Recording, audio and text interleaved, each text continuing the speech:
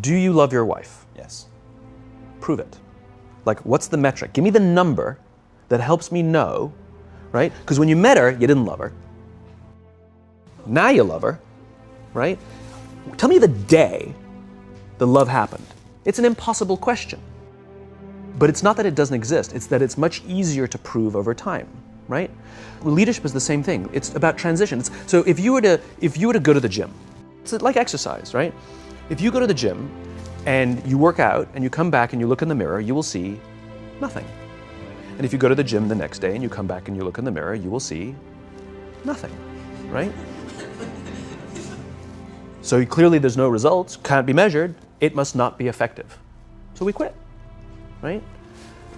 Or if you fundamentally believe that this is the right course of action and you stick with it, like in a relationship, I bought her flowers and I wished her happy birthday, and she doesn't love me. Clearly I'll give up. That's not what happens. If you believe there's something there, you commit yourself to an act of service. You commit yourself to the regime, the exercise. You can screw it up. You can eat chocolate cake one day, you can skip a day or two. You know, it allows for that. But if you stick with it consistently, I'm not exactly sure what day, but I know you'll start getting into shape. I know it. And the same with the relationship. It's not about the events. It's not about intensity. It's about consistency, right? You go to the dentist twice a year, your teeth will fall out. You have to brush your teeth every day for 2 minutes. What does brushing your teeth twice a day for 2 minutes do? Nothing. Unless you do it every day, twice a day for 2 minutes, right? It's the consistency. Going to the gym for 9 hours does not get you into shape. Working out every day for 20 minutes gets you into shape. So the problem is we treat leadership with intensity. We have a 2-day offsite, we invite a bunch of speakers, we give everybody a certificate, you're a leader, right? Those things are like going to the dentist. They're very important, they're good for reminding us or getting us back on track, learning new lessons, but it's the daily practice of all the monotonous, little, boring things like brushing your teeth that matter the most. She didn't fall in love with you because you remembered her birthday and bought her flowers on Valentine's Day. She fell in love with you because when you woke up in the morning, you said good morning to her before you checked your phone. She fell in love with you because when you went to the fridge to get yourself a drink, you got her one without even asking. She fell in love with you because when you had an amazing day at work and she came home and she had a terrible day at work, you didn't say, yeah, but let me tell you about my day. Right. You sat and listened to her awful day and you didn't say a thing about your amazing day. This is why she fell in love with you. I can't tell you exactly what day, and it was no particular thing you did. It was the accumulation of all of those little things that she woke up one day and as if she pressed a button, she goes, I love him, right? Leadership is exactly the same. There's no event. There's no thing I can tell you you have to do that your people will trust you. It just doesn't work that way. It's an accumulation of lots and lots of little things that anyone by themselves is innocuous and useless. Literally, pointless by themselves. People will look at little things that are good leadership practices and say, that won't work, and you're absolutely right. But if you do it consistently, and you do it in combination with lots of other little things, like saying good morning to someone, that looking them in the eye. My friend George, who's a 3-star general in the Marine Corps, he says his test for leadership, and I love this, he goes, his test for a good leader is if you ask somebody how their day is going, you actually care about the answer. The number of times we're walking to a meeting, we're rushing, we go, how are you? Not good, I gotta get to you later, I'm late for a meeting. Right. If you ask the question, you were standing there and you were listening to the answer. It's those little innocuous things that you do over and over and over and over that people will say, I love my job. Not I like my job. I like my job means, yeah, the challenge is great, they pay me well, I like the people. I love my job means, I don't want to work anywhere else. I don't care how much somebody else is willing to pay me. I'm devoted to the people here, and I care desperately about the people here as if they were my family. In business, we have colleagues and coworkers.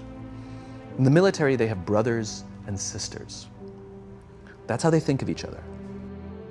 If you really have a strong corporate culture, the people will think of each other like brothers and sisters. It's like a family, right? No, brothers and sisters. Deep love. Fight, but the love doesn't go away. Bicker, the love doesn't go away. And I'll fight with my sister, but if you threaten my sister, you're gonna have to deal with me, right? We'll fight internally, we'll bicker with each other, but nobody's gonna hurt each other, and if anything from the outside shows up, you're looking at a unified front. brothers and sisters. Now, how do you create brothers and sisters out of strangers? Common beliefs, common values, parents, in other words, executives who care about their children's success, who care to raise their children, teach them skills, discipline them when necessary, help them build their self-confidence so that they can go on and achieve something more than you could have ever imagined achieving for yourself. That's leadership, an absolute love and devotion for the people who've committed their lives to this enterprise. It's a human thing. So just as you know how your body feels after a good workout, and you know how your body feels after a big greasy meal, you know that one is good for you and one is not, despite what it may taste like. And that's the problem with short-term gains, right? They feel really good in the short term. We're highly, highly, highly trained social animals. We're highly adapted social animals. We can feel social awkwardness, and we can feel when things are going well. You can sense it. You say you have this sense of laughter, around the office. Like, we don't walk around with blinders. We're like I said, we're made to do this. That's why we can assess if somebody's trustworthy or not. That's why we keep our walls and we're like, yeah, his results are great, but I wouldn't trust him. As opposed to letting down your, like, I trust her for anything. I trust her with my kids, my money, anything. So we're highly attuned animals, and so we're good at sensing it. But I will say there is a caveat to your metric of laughter, which is a decent one, is that scale breaks things in human beings. As I said before, we're not made for populations bigger than about 150-ish. It's called Dunbar's number. Robin Dunbar, a professor from Cambridge University, theorized that we cannot maintain more than about 150 close relationships. And the way he defined a close relationship is, if you're at a bar with a bunch of friends and somebody comes in, would you ask that person to join you or not? And it's about 150 that we would ask them to come join us. And if you think about the reason, that actually makes perfect sense, which is there's two limiting factors. One is time. If you only gave 2 minutes to every person you know, you'd make no close friends. And the other one is memory. You just can't remember everybody. And so this is where leadership becomes very, very interesting, because if you have a company that has a lot of people, 5, 6, 7, 800 people, 1,000, 2,000, 5,000 people, clearly you can't know everyone. And clearly as a CEO, like, I care about every single one of my people. You don't even know. Some of the people you work for who work for you are bastards. You don't care about them, right? So it's a nonsense statement.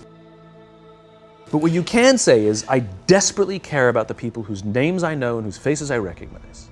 And I care desperately about my leadership, and I instill in them every day that I will give them the tools, and I will take care of them with one purpose and one purpose only, that they will take care of the people in their charge.